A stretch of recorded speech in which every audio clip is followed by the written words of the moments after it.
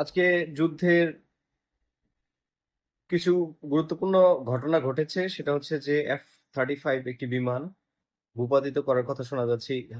আর Iranian revolutionary guard কোর্পসের পক্ষ থেকে তারা শুনলাম যে একটা F-35 বিমান ধ্বংস করেছে। সেটার পাইলটকে খুঁজতে আবার একটা হেলিকপ্টার পাঠিয়েছিল মার্কিন সৈন্যরা, তাদেরকেও ভূপাতিত করা হয়েছে। আর ইরান আজকে জর্ডান, কুয়েত ও বাহরাইনে সমন্বিত হামলা করেছে, যদিও